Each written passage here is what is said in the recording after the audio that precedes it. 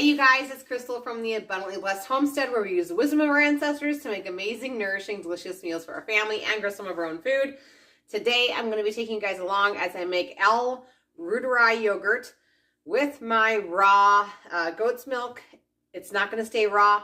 I do follow some of the rules when it comes to making this yogurt, and we'll talk a little bit more about that in a little bit.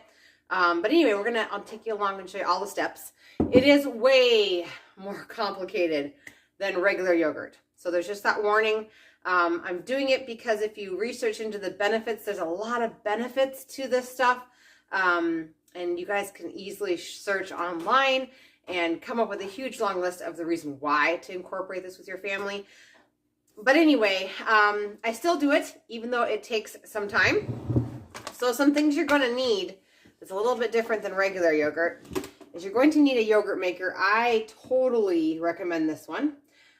This came off of Amazon, and it does 2 quart size containers at a time, which is awesome. They actually don't hold a quart, unless you fill them way to the top. And even then it's slightly shy. But I have 2 of these going, so I don't have to do a batch for my large family every day. I only have to do this every other day. So you're going to need a yogurt maker that can go down below 100 degrees. You can adjust the temperature. The sweet spot for Rueteri is between 99 and 100 degrees. So you need a yogurt maker that's going to do that. And you also need a yogurt maker that has a timer that can go all the way up to 36 hours. Some other things to purchase is inulin. This is the brand that I went with. This is, what is it? Artichoke root. And I bought this off of, was it Amazon? I'm not sure. I know Amazon has some. No, this was Vitacost. This was a Vitacost deal here. So the inulin feeds the probiotics until they take off. It also helps to thicken the yogurt. But spoiler alert, after about 4 batches of Rueteri, even if you follow the directions exactly, it's not going to be as thick as it once was, and that's completely normal. So inulin. And then also you're going to need some sort of a starter. This one comes with directions, so that was super nice. This is an Amazon product, but I'm sure that you could get on cuttingedgecultures.com and order one from them if you don't do Amazon. This needs to be kept into the refrigerator. It comes with 4 little packets, which is plenty enough to get you started. And it comes with really, really good step-by-step directions for the first time you're going to make this yogurt. Okay, so let's get this process started. One of the major differences between Rueteri yogurt and regular yogurt is stuff has to be really super clean and sterile. So all of my containers are going to be getting at least simmered in some hot water along with the lids, and then dried on a very, very clean kitchen towel. Whereas with regular yogurt, I just throw it all into the Instant Pot, push the yogurt button, and walk away. So this is an additional step, and I have an entire pan back here. It's this very, very large pot full of hot water.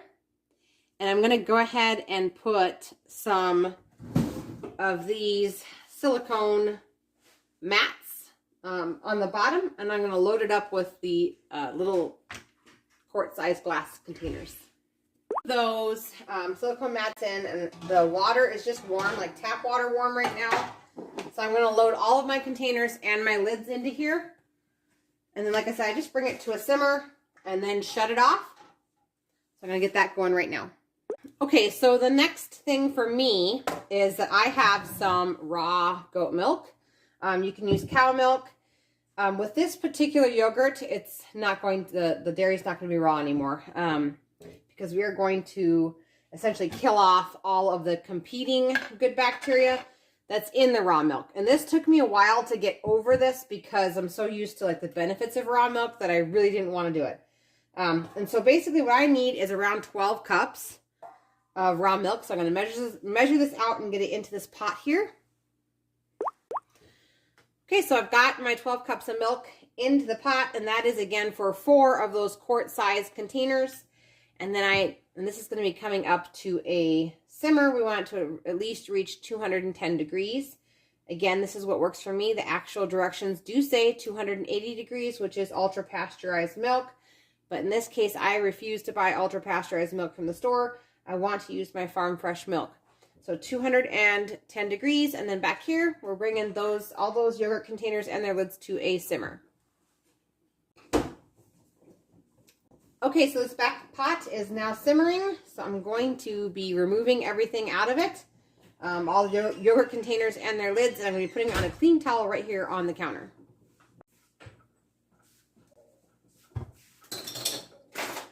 I've got all 4 of the yogurt containers now drying / cooling, and I'm just waiting for that milk to get up to 210 degrees.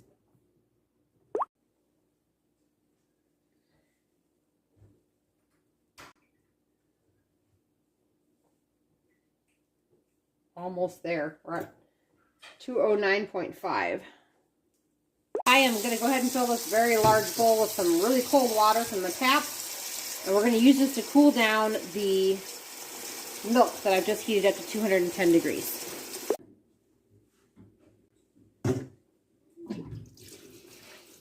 So this will just sit in here, and I'll probably have to swap out the water in the lower bowl for some fresh cold water. The goal is to bring the temperature of this milk down. And the goal would be down to just under 100 degrees. Usually I shoot for about 90, but sometimes it ends up at 70. Perfectly fine. We just need it under 100 degrees so it does not kill off the Reuteri starter. Okay, so I'm going to go ahead and put 2 tablespoons of the inulin in each one of these quart-sized containers. And then I'm going to go ahead and add some yogurt.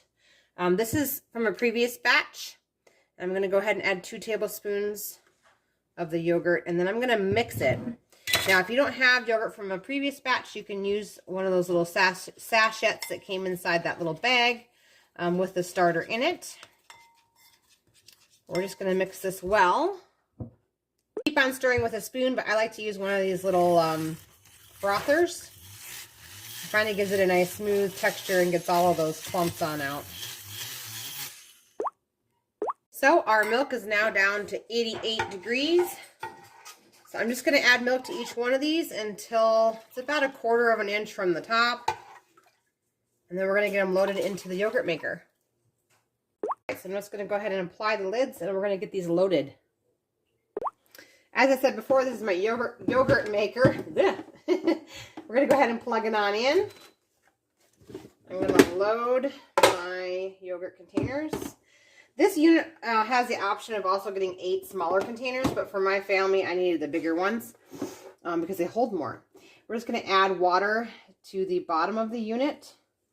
This is about 2 cups. I don't know if we're going to use this a little bit more than that. We've got to go to just under the rim of the lid there. All right.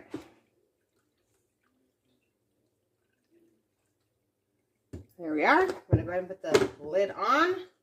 I'm going to set the temperature to 99 and the hours all the way to 36 hours.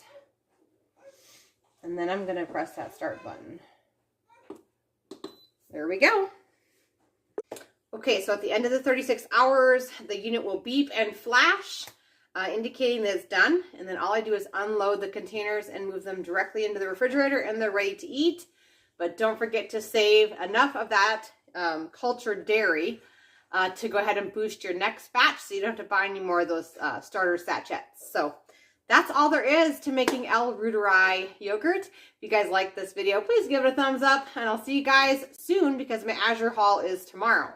So you guys take care.